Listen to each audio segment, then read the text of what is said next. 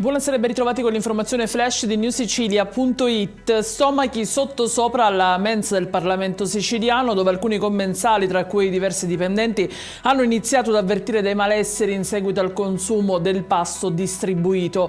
Rese necessarie anche le cure del pronto soccorso, rilevata la presenza di sintomi attribuibili alla sindrome sgombroide.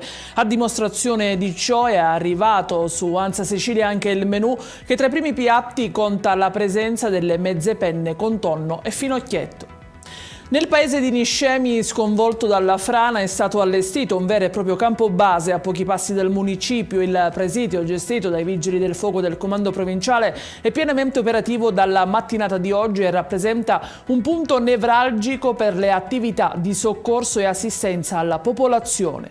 Predisposte tutte le attività necessarie per avviare i recuperi dei beni propri. Oggi, tra l'altro, come ogni lunedì, si è riunita la cabina di regia istituita dal presidente Schifani. La seduta è servita anche per la nomina in qualità di commissario per l'emergenza di Duilio Alongi.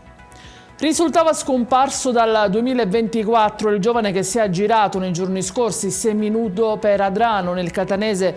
Si tratterebbe di uno straniero di 27 anni identificato dagli agenti a seguito di numerose segnalazioni. Il ragazzo è stato confusionale e è stato riaffidato ai genitori. In chiusura il meteo, domani giornata nuvolosa in Sicilia, non mancheranno le piogge sparse un po' per tutta l'isola, le temperature invece continuano a scendere di qualche grado. Ed è tutto per questa edizione. Io vi ricordo come sempre che i dettagli su queste notizie e molte altre li trovate sul nostro sito e sui nostri canali social. Grazie per averci seguito e a domani con nuovi aggiornamenti.